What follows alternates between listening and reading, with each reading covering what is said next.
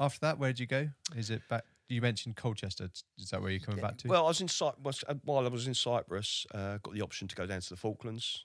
So yeah, I went down. This was really weird because I went from Cyprus to Bryce Norton to the Essential Islands, and the Essential Islands to the Falkland Islands. So I was going from hot weather to standard British weather to then hot weather to then freezing cold weather. And I had about 18 hours jet lag, and I slept for 18 hours. I felt really rough, like ill. But it was a case of just going to sleep and getting a lot of rest. How long was you out there? 6 months. Oh, 6 months. 6 months, yeah, in the Falklands, which was... What do you think of that? Because it's amazing.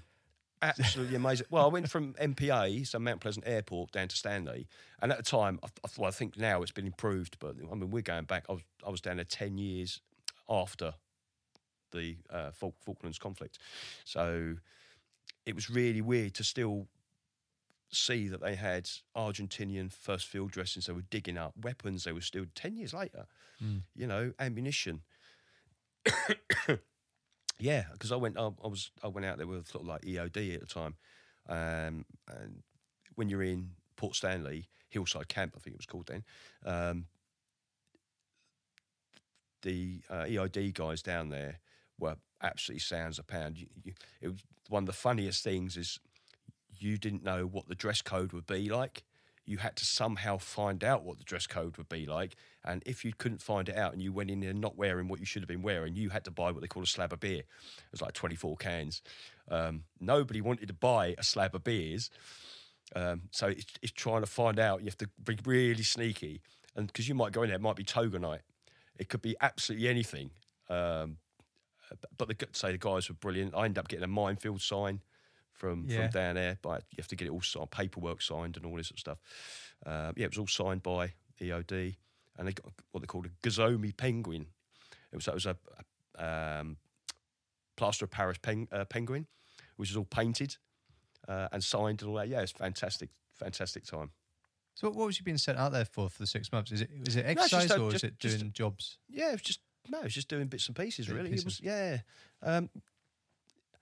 Mount Pleasant Airport is the funny one because it's got all services down there. Yeah. And you go into the NAFI, it'd be all services. Although in the actual accommodation, you'd be separated. But the blokes used to take out the strip lighting down the corridor. So if you're in the wrong part, if it's Army going into Air Force or vice versa or Navy, be expected to get a slap because that's what it was like. It was like run the gauntlet. Yeah. That was just interesting because I went out there. I think it was a 4-month tour, maybe 5, in 2005.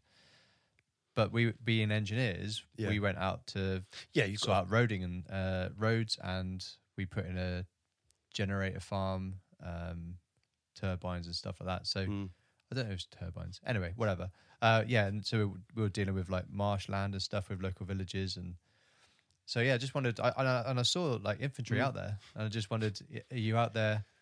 You still use the range, onion ranges. You still go on the ranges and stuff like that. It's but if you get the option to go, why wouldn't you? Yeah, I'd go back there tomorrow. I just found it really odd having the 4 seasons in a single day. Like, and I remember the first day when you went down, because you get all the briefs, don't you? Yeah. Like, this is where you can go, this is where you can't, this is whatever. And I remember heading down, and it was pissing down with rain. Came out the first briefing, and it was sunny. I was like, whoa, this is pretty cool. Out of the next briefing, and it was like hailstoning, maybe a bit of snow. And then the next thing, it was like dry as a bone. It's so weird.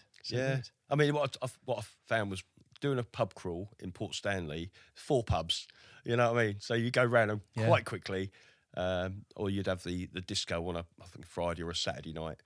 But everybody knew everybody. You couldn't get away with anything. It was, it was obviously played on the radio. Mr. So-and-so from 40 whatever, convicted, has been arrested for shoplifting. So everybody knows your business, I just felt that community spirit must be fantastic. And I think the other thing that stuck out to me was Stanley is on a hill, right? On hills, yeah. So every place you go, you've got to go either up or downhill. And if the wind's blowing at you, you're walking at an angle, yeah. But most of the people, which I found, because obviously at the end of the Falklands conflict, they didn't have, or the British government didn't have the money to bring all the vehicles back, so they gave them a lot of them to the islanders. So you can walk along the road, and they've got 4 tonner there, 4 tonner there, Land Rover there. You know what I mean? They just let them have them. Yeah, that's crazy. Absolutely crazy. Remember going around the little museum down there? Yeah. There's some good things. Am I thinking the right place where it's got like whale bones? Bones, yeah. Yeah, in the church. Yeah, in the front. Yeah. So glad that. And they got some old like ships over there or just out. Yeah, and cannons as well. Yeah, like remember bits out there. Yeah, and you got that long stretch because I went round to the governor's house while I was down there, and the butler at the time showed me around. And I could see where the Argentinian rounds had shot up the wall, really through into a dumbwaiter. Even showed me the book with Margaret Thatcher and what's his name, General. I can't remember now. I can't remember his name now. The general. Yeah, him. But he showed me the book. It's got all those bits in it. It was amazing to see. Did you go up to like Goose Green and see that? No, unfortunately I didn't. But the where the pathway takes you along, and you got the memorials and stuff like that. To then look at photographs of where the Marines were come down. And then to go see the garden at the flagpole where the Marines, put up the Union Jack and stuff. Yeah. So all that sort of stuff, is when you sort of look at it in context of where you are and the actual picture, that's just phenomenal. And the fact that you were only there 10 years after the conflict, it's pretty raw. Yeah, no doubt. Yeah, totally. After that, where do you go to? I'm guessing you go back to Cyprus. Yeah, and then we I'm trying to remember now if we went Northern Ireland back. No, we went to Colchester. Was at Colchester, but we was only at Colchester for a really short period of time. And when you think you're up in everything in an MFO box and moving from your house to another house, you've then got to unload it all to then load it all back up again. And while we were there, that was absolutely fine. Again, you're just doing normal stuff, But then we end up going to Omagh. Okay. Yeah. Yeah. And we end up doing another 2-year tour over in Omagh. And this time is your mindset, I've been before. Yeah. I've been to the area before. Yeah. But obviously every time you go over, you have area briefings, you get to know, you see all the montages of known players. Okay. And your area of operations may be slightly different.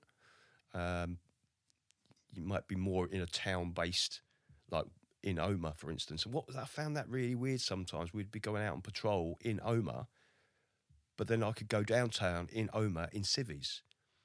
So just felt really weird, as much as it heightens, again, because you're looking at everything, and I could draw a map of Omagh in my hand. That's how many times, it's so in my head. And we was going to different places. It's exactly the same as when we was out there the first time. Companies would be doing different bits and pieces. But we had intelligence that it was there may be an incident happening or going to happen. So for us, we was every arterial route leading in or out of Omagh, we set up 24-hour patrols. Kept doing that for weeks until the ceasefire came in, and it took a while, but unfortunately we left, and I can't remember what unit took over from us. We end up having the Omagh bomb. Obviously we weren't there at that time, right? But when you see it, when we was looking at it, we knew everything. We could have all turned around and said, well, that road leads to, this road leads to, we knew exactly where that thing was. And chances are we probably knew some of those people, even if it's just saying good morning to them. Yeah. You know, so yeah, that's quite hard hitting to know that, you know, that had happened. Was that much time after you'd left? Yeah, I can't remember the exact how many months it was. So it was only because months. we had because we'd amalgamated from the Queen's Regiment became PWRR with the Royal Hampshires, which obviously didn't go into, and became 1st and 2nd Battalion, Princess of Wales's Royal Regiment. So when we was in Omagh, 1st Battalion were there, and then the 2nd Battalion took over. Right. So yeah, and then it got to a point where I sort of had enough myself. So Okay. So the amalgamation that you mentioned, when did that happen? that was in May, when we was in Cyprus.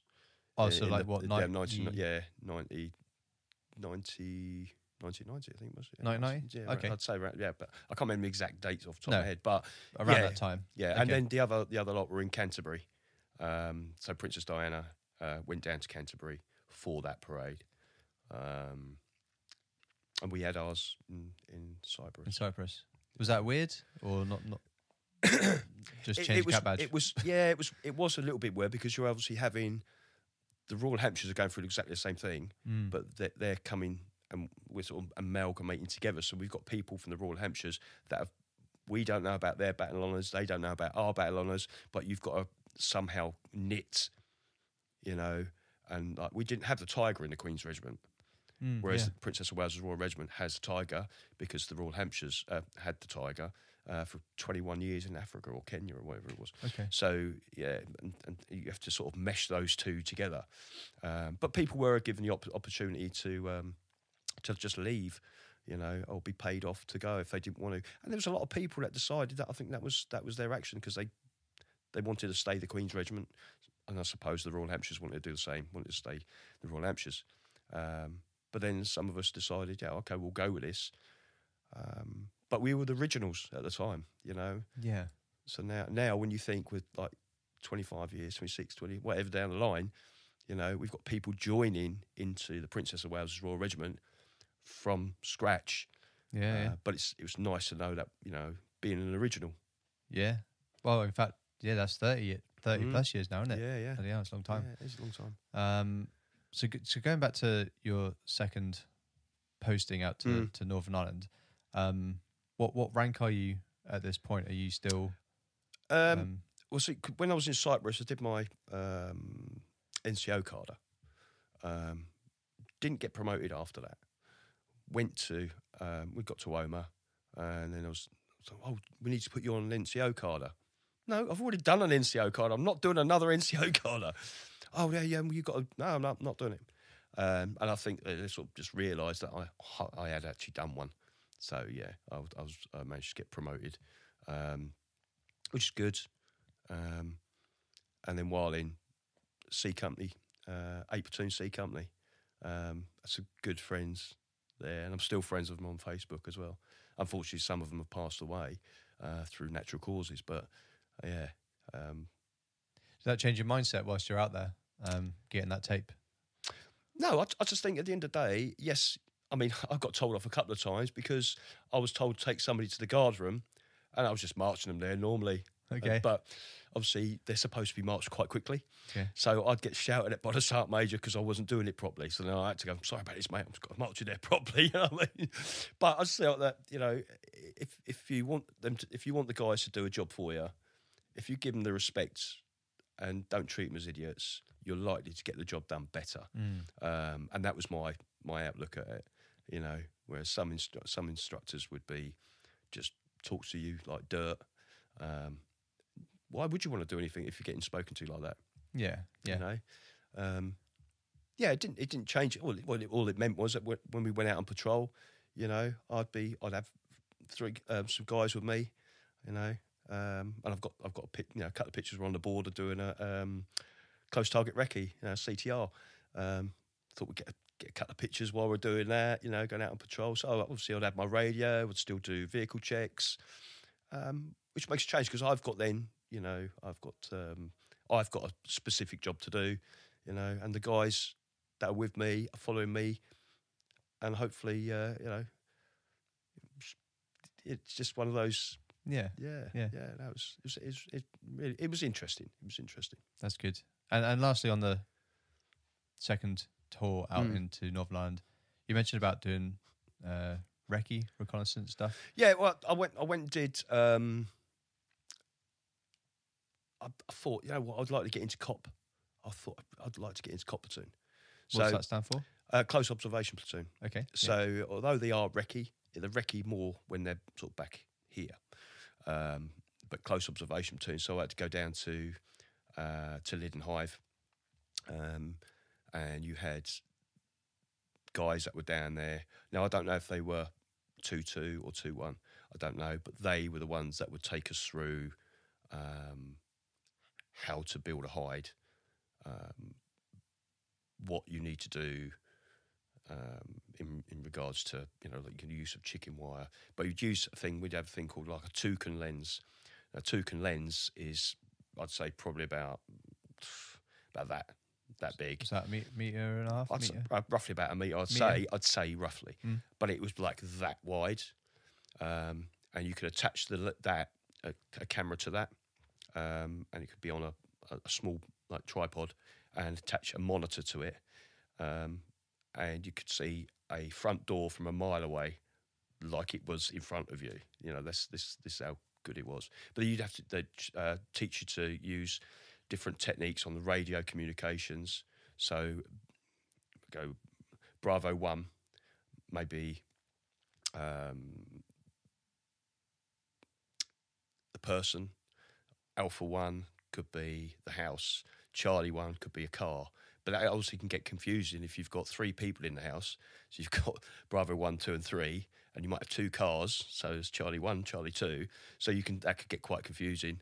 But it's just to shorten the messages on the radio. So, we had to make our own ghillie suits and dig them in the ground, and go out log runs, across a shingle and all that sort of stuff. So, yeah, it was to get your fitness level up. It was a pass or fail course as well.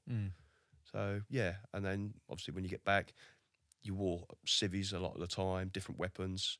Obviously, when you're on the course, you get changed to have a HK in the footwell and a pistol, and just drive along in a car that's got no windscreen in, and then the target will come up as though somebody's shooting, and then you have to get out the car, and the two of you, and pepper pot, and obviously the pistol is your secondary backup. So if you get stoppage, pull it out and crack on with that, and then back out of the area.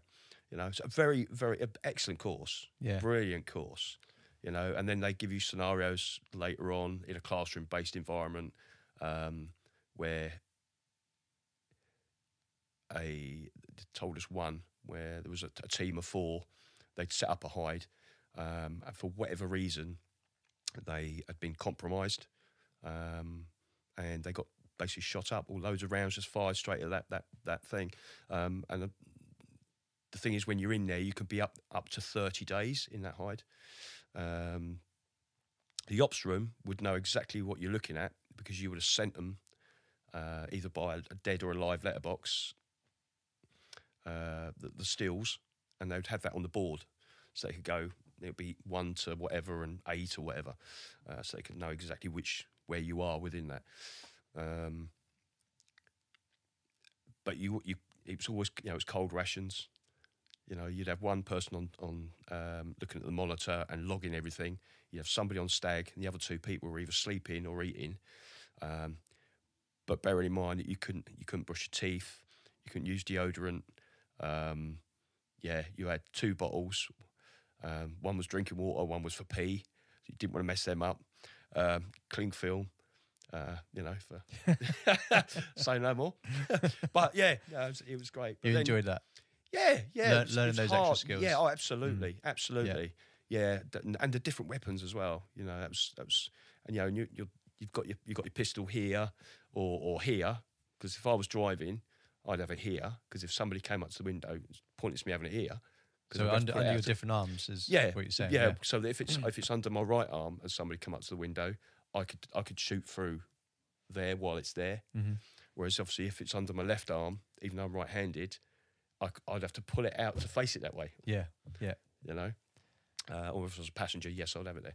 But yeah, it was good, and you have obviously a button in the car you could press and talk to a 0.6 of a mile. There's a gate on the right hand side, and that's what you would do, because then somebody else, you can give that to somebody else, and they could follow that by those instructions. So yeah, it was really, really enjoyable. Yeah, hard work but enjoyable. And then was there any like task whilst you're out for your second tour in Northern Ireland with those skills? Not for me. No, I mean, once I transferred, I stayed over there with the 2nd Battalion when they came over. It got to a point where I'd sort of had enough. Oh, sorry. So 1st Battalion went. Yeah, 1st Battalion went, and I stayed. And then it wasn't just me, obviously. But, right. A few other people probably did the same. But then when the 2nd Battalion came over, they took over. It's just a 1-for-1, really. Okay. And then, yeah, I'd sort of decided that I'd sort of had enough, and ended up going back to Hull Barracks, where I first started. Okay. I stayed there and then decided to leave. That's where I went back to. That was sort of my last 6 months down, so I was doing a lot of guard duties. Okay. So at this point, you'd had enough of the army, or had enough of being out in Northern Ireland? I think it was a lot. Most of it wasn't the Northern Ireland aspect of it. I think it was a case that when I was down the Falklands, my wife at the time had decided to play away. So when I came back, I wasn't needed. When you think, I've been away half a year, and I think she found that difficult. But yeah, so she decided she was going to play away, which I obviously found out about. And we sort of parted in that sense. And I ended up moving back into barracks. And, I think after a while, things just take a toll. Okay. And I decided, I need to make a break. Yeah. And at this point, it was a 12-year. Yeah, that was, yeah. And that's just enough. That's the... You stay. You decide, don't you? You do, absolutely. I've spoken to so many people, they've said exactly the same thing. Yeah, if you get to 12 years and you carry on, you'll end up doing 22. I got to 12 and it was like, do I or don't I? Yeah. But because of what had happened previously and stuff like that, I decided, enough. And just for people that aren't aware, if it was the same as your era as it was for mine, when you got to 12 years, you were kind of entitled to like a half pension. Yeah. Later on, I think. Yeah, right? I transferred mine over. Yeah. Okay. My pension. So, I put it into my other job. So. Okay. And you then are thinking civvy life, civvy street. What should I do? So what's your transition out like in regards to, you mentioned moving back to Canterbury, and I guess the last 6 months or so. What's your mindset and what's going on? I think one of the things is, once you've served a period of time, you can get a pre-release course. So I thought, get a pre-release course, be quite good. What do I want to do? I thought, well, I've been in the military, so what am I used to? Obviously, fitness, weapons, that sort of stuff. So I thought, well, I'll do a CP course. Close protection course, with task. So, I went and did that, and that was for a month. Hard thing being, when he got back, is trying to find the work. Because doing close protection stuff, it can take you in so many different ways, with so many different companies, and it takes one small mess up from you, and you won't have, that job will be non-existent. Right. And a lot of it is word of mouth as well. Oh, this person's good at it, blah, blah, blah, blah. I did it for 6 months. The majority of my stuff was up in London. But, living out of boot with a car for me, the majority of the time. So, I decided, no, enough's enough. I ended up, so once I'd come out, I ended up going to doing temp work. And all that was literally, it's a box company in Gillingham, in Kent. Making boxes? Yeah, it was either stitching or gluing the boxes. But okay. Yeah, I had all the bits and pieces. But I went there as a temp one evening because there was a job that had to be done. I thought, well, I'm working at the end of the day. you know, I'm getting money. But I could see the system, but the temps that were there really weren't interested in working at all. So I stood on the table and I said, well, let's start here, do this. And obviously that's the military side coming out, trying to organise. I did that for a couple of nights, and then a couple of managers come over and they said, would I like to come on a regular basis, which I did. 6 months into that job, I got promoted to supervisor. But it was the same thing. And obviously when you're in the military, things aren't monotonous. It's changeable all the time. Whereas in that environment, in that job, yeah, it was the same. Coming at this time, lunches at this time, this is the job you're doing, blah, blah, blah, blah. So I ended up leaving that, and I went to work at Medway Secure Training Centre for young juveniles. Did that for a while. Yeah. Come out of that, became a Kent community warden. Did that for a while. Okay. Applied for the fire service. All right. And then got into the fire service. What enticed you for that? Anything in particular? I think it's again, I think it's the fact that when you're in the military, you've got that family network, you've got that that common bond, and obviously in most jobs, you see people, they become acquaintances, but that's as far as it really goes. So when it comes to the military, you had all those things, and I thought, well, the fire service must be good. So I just done my background, done some homework on it, and applied. Unfortunately, I got in. So yeah, I was in Gillingham in Medway on the top road there. I'm guessing fitness is a key thing there as well. Massively, yeah, because you have to do a test. You have to leg lock off a 135 ladder and hang back with your arms in the air. Really? Yeah. How high up are you? You do that? Second floor. Wow. Okay. So, yeah, the head of the ladder will be in. But then when I got on station, they put up the height vehicle, which goes up to 100 foot, and a cage at the top of it, and we'd have to walk or climb it up the top and climb into the basket. It's 100 feet high, and it's going like that. Bloody hell. Yeah. So what was it like compared to? I guess, yeah, like you saying, the camaraderie, the family feeling. Is that what it's like in the fire massively. Fire service? Yeah, I know a lot of things have changed in the fire service now, but you know, when you first start, yeah, okay, in training, it's exactly the same. You've got to know the equipment. You've got to know where it is on the fire engine. You've got to know what a generator works at. What you can have on a generator. Whether it's the light in the kettle, how many things you can have running off it. How do you use the cutting equipment? Where do you cut a car up? All those sort of things in training. But then you do drills while you're on station. Okay. And then you could have a job that comes up, and that job, once it's dealt with, it could be nothing, absolutely nothing. But then it could be a job which is quite serious, and then you have to talk about that when you sat around the mess table. And there could be 14 of you, sat around a mess table, all talking about the job.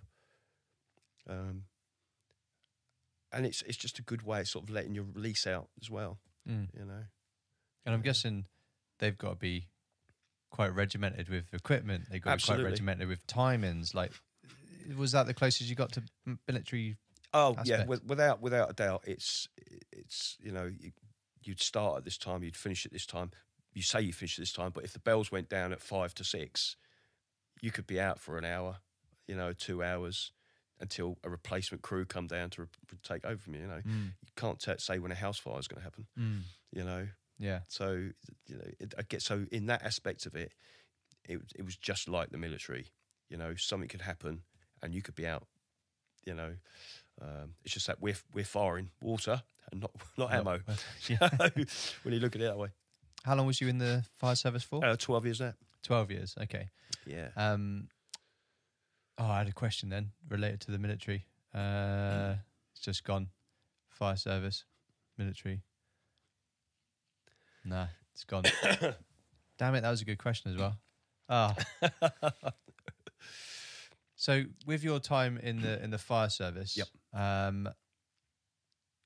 If anybody was like leaving the military, would you say that's probably one of the best things to go for, maybe as a job? Without a doubt. Without a doubt. So I'm guessing like police as well, potentially. Like Yeah. I'm just thinking of like service aspects. I know that could be related. quite a few people which are serving in the fire and rescue service that have come out the same regiment as me.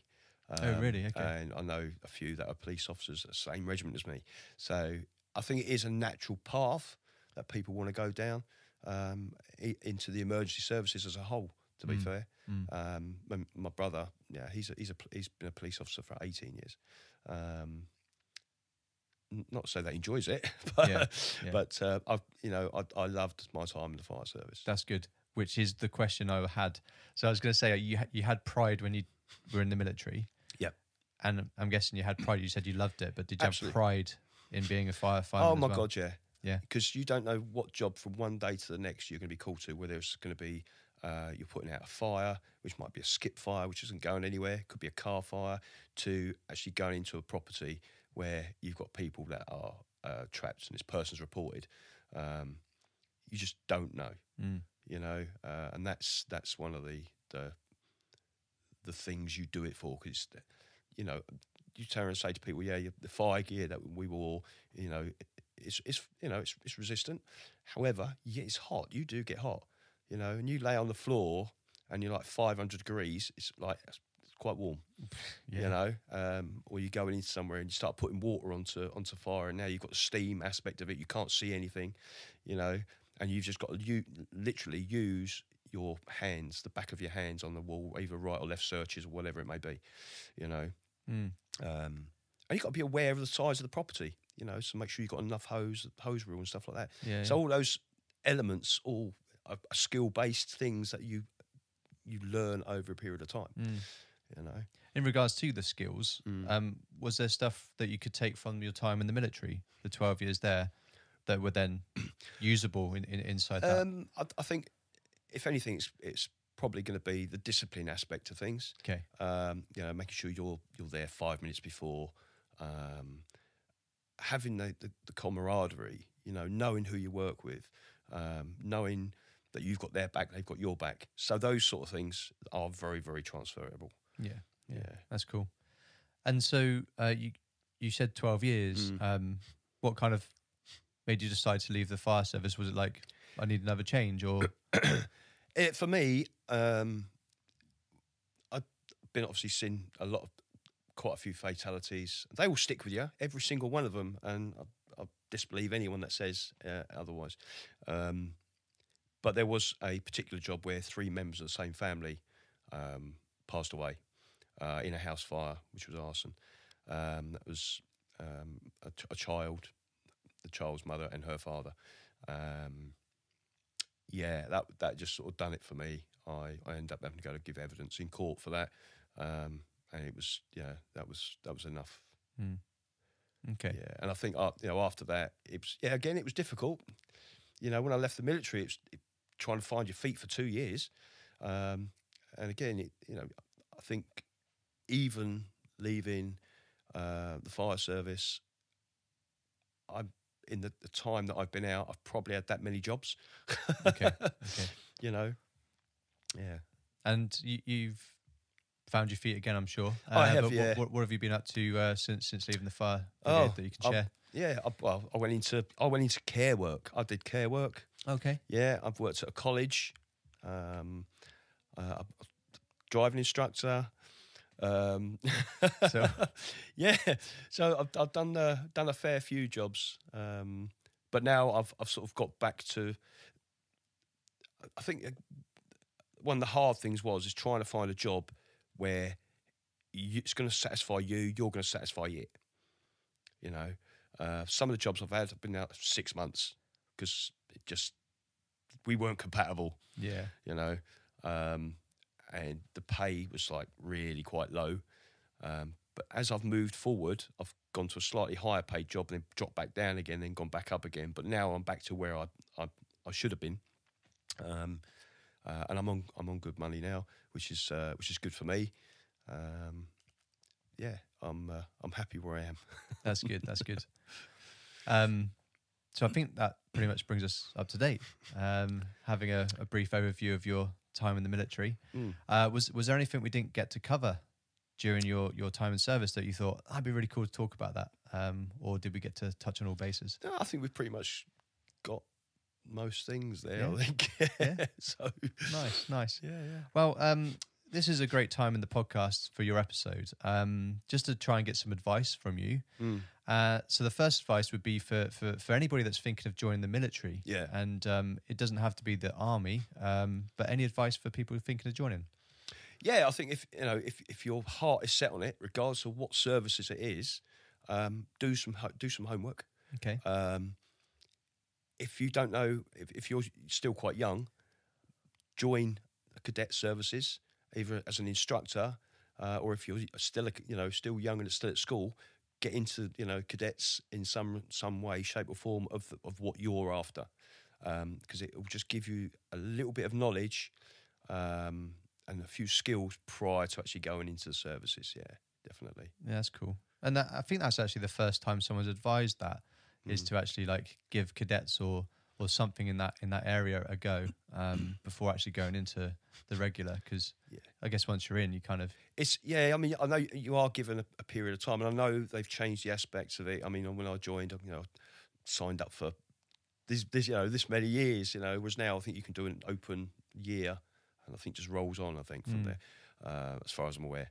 Yeah, but yeah, I honestly think you're given that initial 6 weeks. I still think they do that now, where you can come or go. But after that 6 weeks, you are in, and you have to continue that time. Or I did then anyway. But I think if you look into something like cadets, whichever way it is, it gives you that little bit of an understanding. And if you don't like that, you won't like the actual the full-time job, will you? Yeah, exactly. Yeah. Cool. And the next bit of advice is for veterans. And you've mentioned how you've tried multiple different jobs, trying to find your feet, that kind of thing. So this could be advice for people that are just about to leave, or maybe for people that've been out for a while. Any advice for veterans? I think on that side of things, I mean, we've all found it hard coming out massively, unless you're very, very lucky and you can go from one situation straight into something and that's you done for ever, which is, fantastic if you can do that. However, you miss so much when you come out. That's why, it does take time to adjust. And I think if before you come out, if you're given that opportunity to take a pre-release course, take a pre-release course in something of a trade. That's one that's going to give you a massive thing for when you do come out. Because whether it's plumbing, carpentry, whatever it may be, at least then you can go, oh yeah, I've got this diploma from doing this X, Y, Z. That's going to make your life easier getting a job when you come out. If you don't do that and haven't got any of that, like me, try and think of a job where you can start and move up. Whereas now I'm in the civil service now, so it's taken me 6 years, but it's finding what skills I can get from little jobs. Even if I had a job for 6 months, there was a skill there. If I got another job for 6 months, there's a skill there. So don't use, just because you got work with a company for 6 months as a negative. Take the skills from that, whack it on your CV. There are jobs out there. People tell us, so there's no jobs. There is jobs out there. All you've got to do is find it. If there's a specific job, look it up, do your background, but don't be disheartened if you don't get that one. There's always another one. Definitely. 100%. Yeah. That's some good advice. And the not being disheartened if you don't get it, like keep going. There's something very, very easy just to sit back and go, oh, well, I didn't get that. Yeah. Can't be bothered, But be positive. If you're positive, all you can do, you will get a job. And if it's not the job you want, don't worry about it. You're still getting paid 6 months. While you're there, 6 months, go to that job for 6 months. Doesn't matter. Stepping stones. Yeah. Until you get where you want. And like having, I suppose, that 6 months of a job whilst you're looking for another. You know what I mean? So absolutely. Absolutely. Yeah, good shout. Yeah. Cool, Steve. That was great what you shared. So how was it for you coming on the show, considering you've never done anything like this before? I mean, the only time I've sat in front of a microphone like this or stood in front of a microphone is doing a bit of karaoke. So this is a little bit different. Brilliant. Well, thank you so much for sharing everything that you have from your time in the military and for your time. I know you don't live too far away from me, but giving up a bit of your time today to come and spend it with me in the podcast, that's been great. Thanks so much. No, you're welcome. And last, I say this to all my guests, thank you for your service. Thank you for yours. No worries, no worries. It's been great. It's been great. Thanks Steve. Very much. Cheers. This has been Military Veterans Podcast. Out.